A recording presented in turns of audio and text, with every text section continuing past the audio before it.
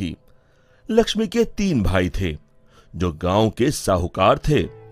तीनों के तीनों हट्टे कट्टे और तंदुरुस्त थे और लक्ष्मी अपने तीनों भाइयों की जान थी। जब लक्ष्मी 18 वर्ष की हुई तो सेठ जी ने लक्ष्मी के विवाह के लिए घर में पंडित जी को बुलाया। यजमान, बेटिया की कुंडली जिस युवक से मिल रही है वो एक बहुत ही साधारण परिवार का है।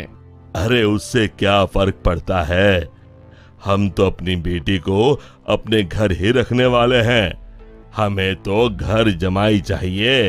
लेकिन यजमान, मुझे नहीं लगता कि ऐसा कुछ संभव है, ये युवक घर जमाई नहीं बनेगा। तभी सेठ जी की बेटी सेठ जी के पास आई और उनके कानों में कुछ फुसफुसाई। उसकी बातें सुनकर सेठ जी के चेहरे पर मुस्कान आ गई। ठीक है पंडित जी, आप शादी की बात आगे बढ़ाइए। और फिर कुछ महीनों में लक्ष्मी की शादी एक बहुत ही साधारण युवक विमल से हुई। शुरू में दोनों की अच्छी बन रही थी और विमल की मां सरिता भी बहुत खुश थी। एक दिन सोते वक्त लक्ष्मी ने विमल से बात की। ना इस घर में ढंग का सोफा है, ना गद्देदार पलंग और ना ही टीवी। ए जी, आप मेरे साथ मेरे पापा के घर चलिए ना, वहाँ सब कुछ है। नहीं लक्ष्मी, अब यही तुम्हारा घर है, तुम्हें इसी घर में रहने की आदत डालनी होगी। उस दिन के बाद लक्ष्मी हर छोटी छोटी बातों पे विमल से झगड़ा किया करती। उनके बीच बात इतनी बिगड़ गई कि अब लक्ष्मी कभी बेलन तो कभी बर्तन फेंक फेंक कर विमल को मारती। विमल बेटा, ये क्या है, तुम दोनों ऐसे लड़ क्यों रहे हो? माँ, ये रट लगाए बैठी है कि मैं भी इसके साथ इसके बाप के घर में जाकर रहूं, घर जमाई बनकर। भला मैं ये कैसे कर सकता हूँ?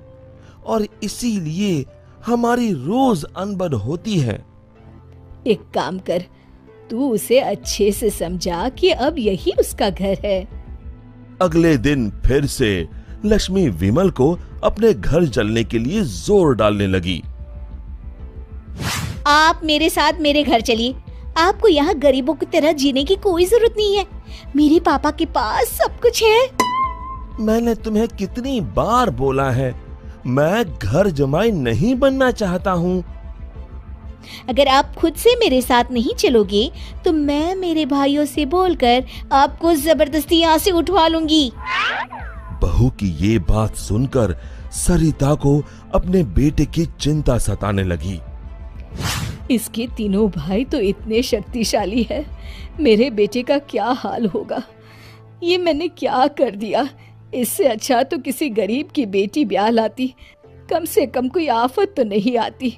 अब सिर्फ बाबा जी ही मेरी मदद कर सकते हैं। सरिता बहुत दूर एक बाबा जी के पास गई और उन्हें अपनी पूरी दुख भरी दास्तान बताई। अब आप ही बताइए बाबा जी, मैं अपने बेटे को बचाने के लिए क्या कर सकती हूँ? ये ताकतवर इंसान ऐसे ही होते हैं, हमेशा निर्बलों को दबाना चाहते हैं। अब सिर्फ गुफा में रहने वाली डायन ही तुम्हारी मदद कर सकती है। सिर्फ वही तुम्हें ताकतवर बना सकती है, जिससे तुम अपने बेटे को बचा सकती हो। बाबा जी, मुझे ये डायन कहाँ मिलेगी? वो उत्तरी दिशा में मिलेगी, लेकिन उससे मिलने से तुम्हारे प्राण भी संकट में आ सकते हैं। अपने बेटी की जान बचाने के लिए मैं कुछ भी कर सकती हूँ। सरिता उत्तरी दिशा में निकल पड़ी और गुफा तक पहुंचते पहुंचते उसे रात हो गई। कोई है यहाँ? क्या आज एक इंसान यहाँ खुद चलकर आया है? वो भी मेरा खाना बनने। मैं आपसे मिलने आई हूँ। मिलने? मुझसे? हाँ। वो भी खुद चल के? बताओ बताओ क्या बात है? सरिता ने डायन को अपनी कहानी सुनाई।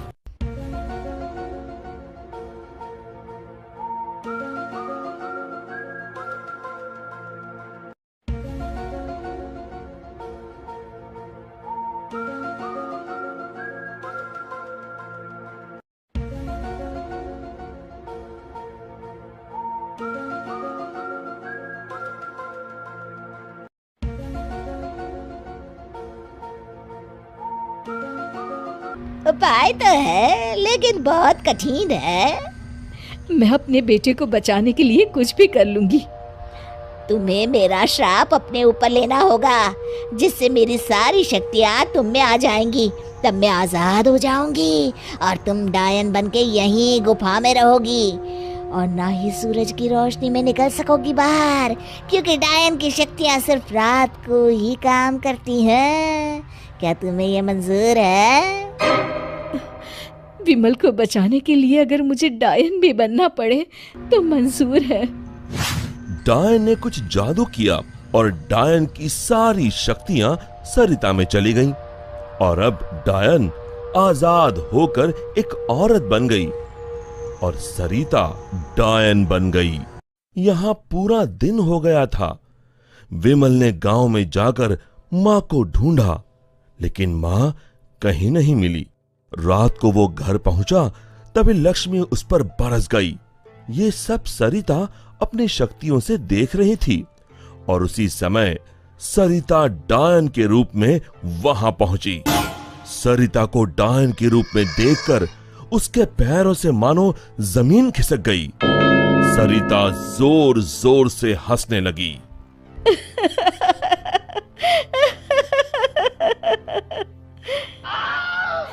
हालतू जलालतू आई बला को टालतू, हालतू जलालतू आई बला को टालतू, हालतू जलालतू आई बला को टालतू, हालतू जलालतू आई बला को टालतू, हालतू जलालतू आई बला को टालतू।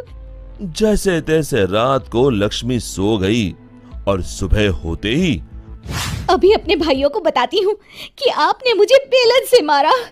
लक्ष्मी दरवाजे से पांव बाहर डाल ही रही थी कि सरिता ने अपने हाथ लंबे कर कर लक्ष्मी के पांव पकड़ लिए। अब तुम इस चौखट के बाहर बिल्कुल नहीं जाओगी। एक बार फिर से लक्ष्मी बेहोश हो गई।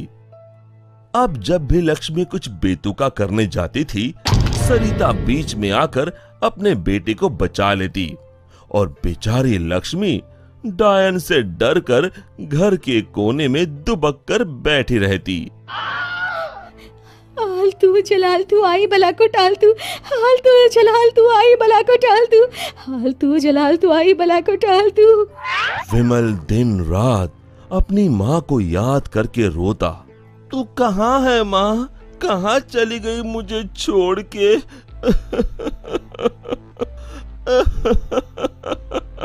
बेटा विमल, मैं यही हूँ तेरे पास, लेकिन इस डायन के रूप में।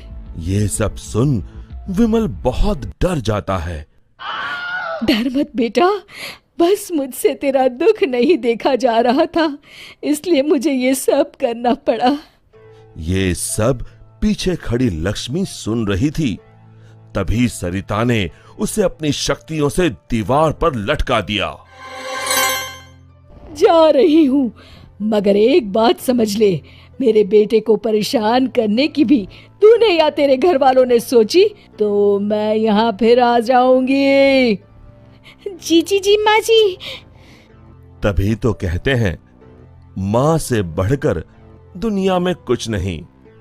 माँ एक वरदान है जो अपने बच्चों के लिए कुछ भी कर सकती है। दोस्तों, हमें उम्मीद है कि आपको हमारी ये कहानी पसंद आई होगी।